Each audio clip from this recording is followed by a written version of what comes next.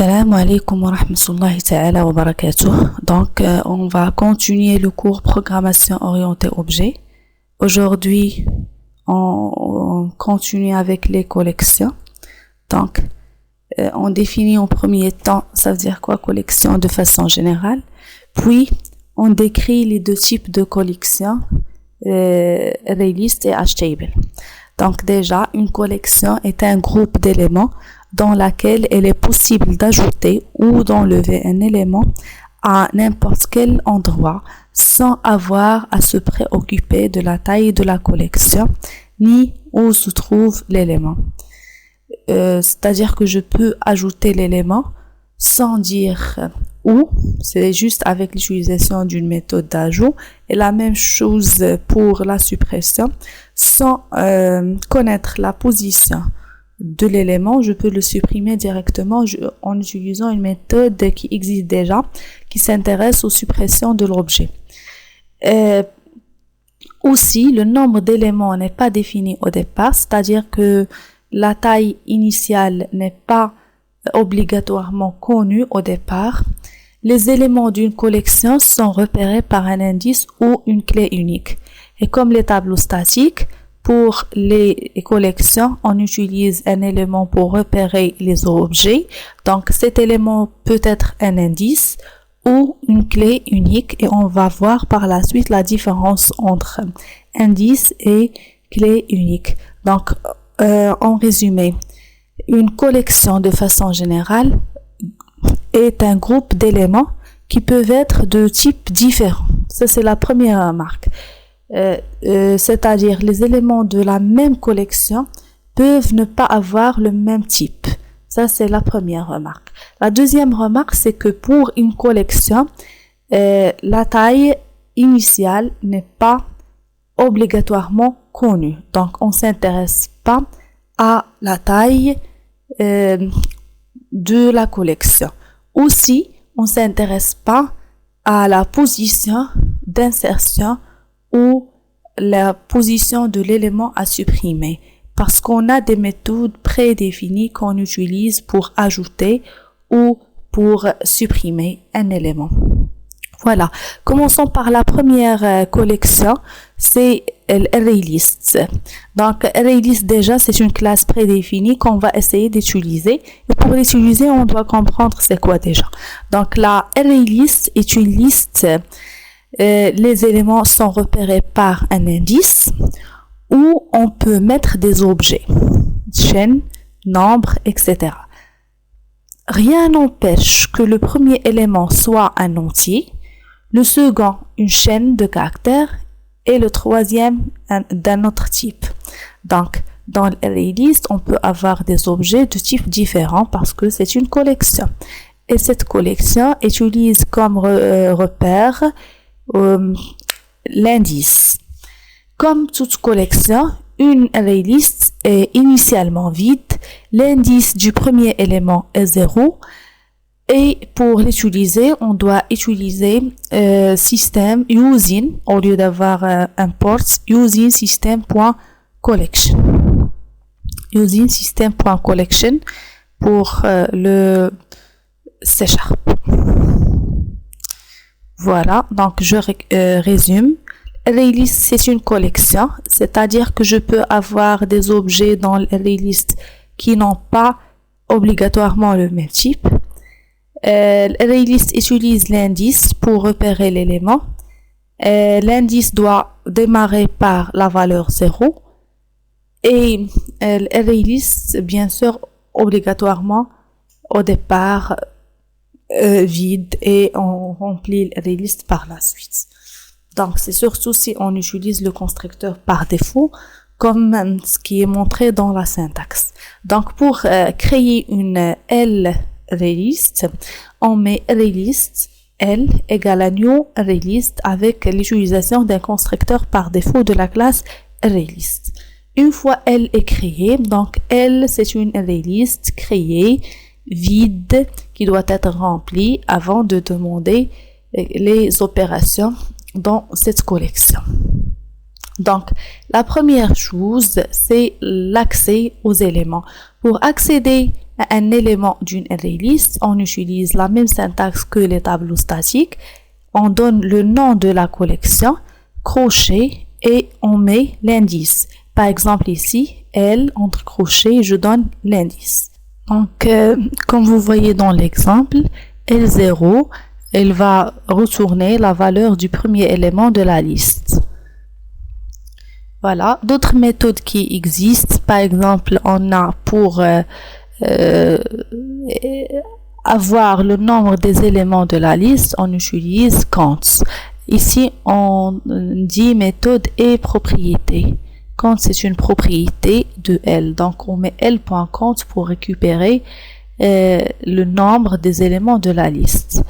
Pour ajouter un objet à la fin, on utilise la méthode add et il admet comme paramètre un objet de façon générale pour l'ajouter à la fin de la liste. Pour supprimer un élément, on utilise la méthode remove. Donc remove et je donne l'objet sans avoir sa position. Si j'ai la position, je peux utiliser remove at et je mets ici l'indice, c'est-à-dire la position de l'élément dans la liste. Et pour effacer la liste, j'ai la méthode clear. Bien sûr, on peut trouver d'autres méthodes. Par exemple, la méthode contain qui cherche si un objet existe dans la liste ou non. Donc, il va retourner true si la liste contient l'objet et false sinon. Et pour insérer un élément à une position donnée dans la liste, donc je peux utiliser insert qui admet deux paramètres. Ici, la position d'insertion et l'objet à insérer. Donc, la différence entre insert et add, c'est que add permet d'insérer à la fin et insert permet d'insérer à n'importe quelle position. Voilà. Donc, pour parcourir une collection, on a trois méthodes. On peut utiliser l'indice. Donc, on utilise une boucle for i égale à 0, i inférieur à l.cons. Ici, c'est la taille, i++. On récupère l'élément de la liste, c'est li, dans un a, object, de façon générale. Console.writeLen, a. OK? Donc, ça, c'est pour l'affichage. On récupère l'élément et on l'affiche par la suite. Pour la deuxième méthode, on peut utiliser la boucle for each. For each avec la syntaxe object o in l. Donc, object de façon générale parce qu'on sait très bien que notre collection contient les objets. Donc, a égale à o, c'est-à-dire le o qui existe dans L, et je peux l'afficher avec writeLen. Comme je peux utiliser la méthode toString pour afficher les détails de cet objet. Donc, la troisième méthode, c'est l'utilisation d'un objet énumérateur. Déjà, c'est quoi un énumérateur? Un énumérateur est un objet qui effectue une itération sur la collection qui lui y est associée. Il peut être considéré comme un pointeur mobile vers un élément quelconque de la collection. Les éléments à utiliser pour l'énumérateur. On a la méthode moveNext qui permet d'avancer d'un élément dans la liste. S'il ne peut pas avancer, c'est-à-dire qu'on est déjà dans le dernier élément, il va retourner false. Et on a l'élément current qui permet de désigner l'élément courant. Donc, voilà un exemple. On déclare notre array list. Je suppose que après la déclaration de l'array list, on va bien sûr remplir cette liste. Et par la suite, on déclare notre énumérateur C, qui est donc l'énumérateur utilisé pour L. Donc L.getEnumérateur. Donc while une boucle de parcours, while c.moveNext, c'est-à-dire while c.moveNext retourne true. Donc c.current et on l'affiche par la suite. Le A, c'est un object. Voilà. Donc ça, c'est ce qui concerne notre array list. C'est une collection avec indice qui contient déjà des méthodes prédéfinies qu'on peut utiliser et on peut parcourir cette liste avec la boucle for each ou un numérateur, c'est selon le cas voulu. Donc vous pouvez toujours utiliser juste la méthode ou bien la boucle for. Passons à la deuxième collection, c'est la collection hash-table. C'est la collectionnaire qui comporte des paires clés-valeurs.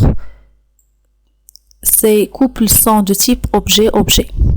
Donc déjà, la hash-table utilise pour récupérer les éléments une clé. La clé est un objet et non pas comme l'indice. Et pour la hash-table, on a deux éléments à ajouter, c'est la clé et la valeur. Donc, on va voir en détail la différence entre clé et indice.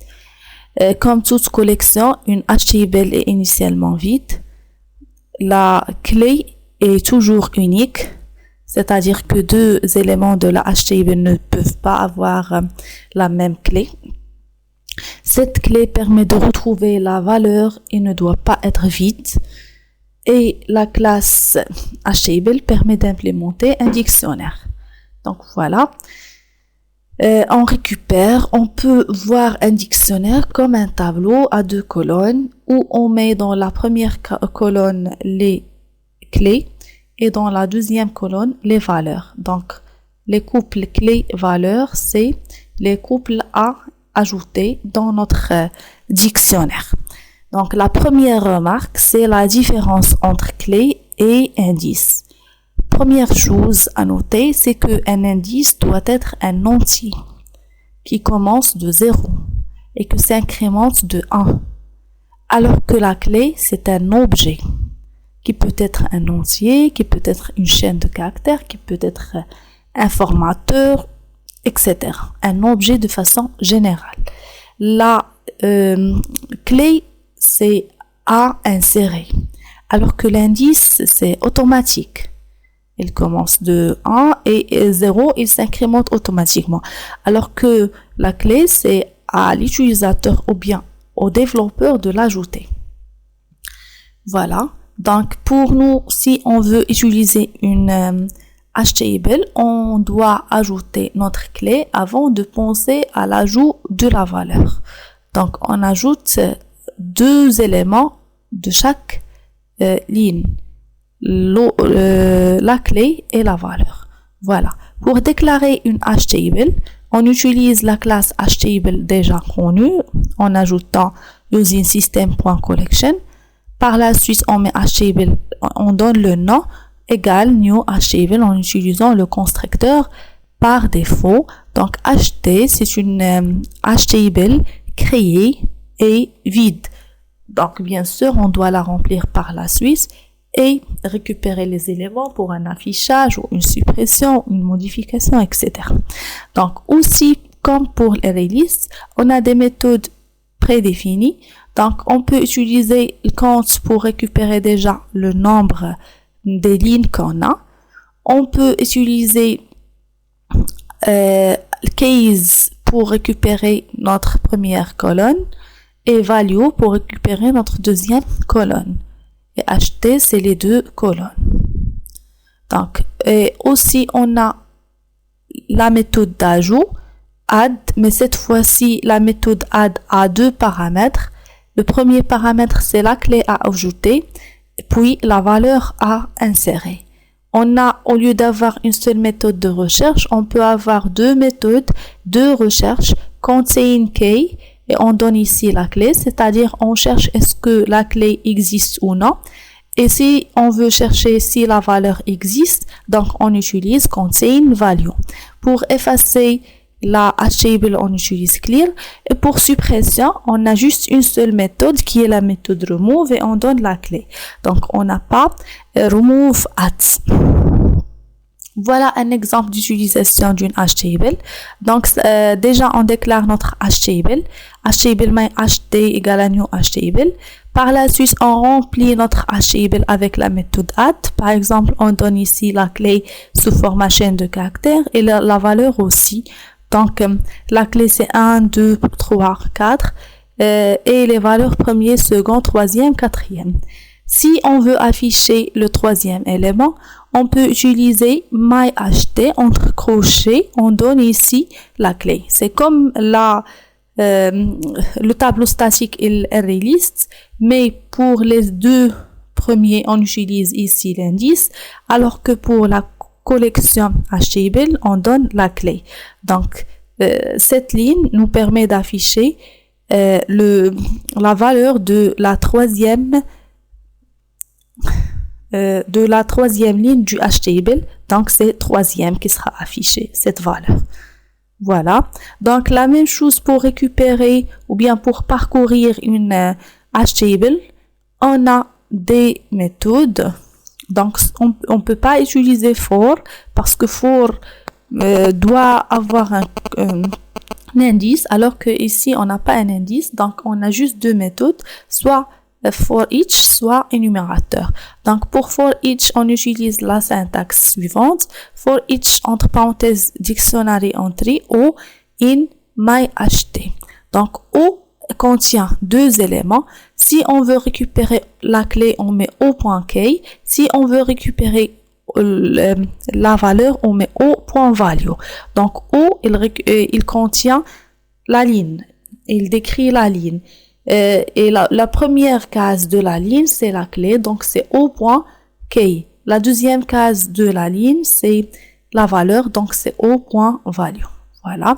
La même chose pour l'utilisation de l'énumérateur. Donc, c'est de la même façon. On déclare notre E comme étant un énumérateur lié à notre HTable. Puis, on utilise la boucle while avec la méthode moveNext pour passer d'une ligne à l'autre. Et on affiche notre élément avec le key pour récupérer la clé et value pour récupérer la valeur. Voilà donc ce qui concerne les deux types de collections, ArrayList et HTable. Merci.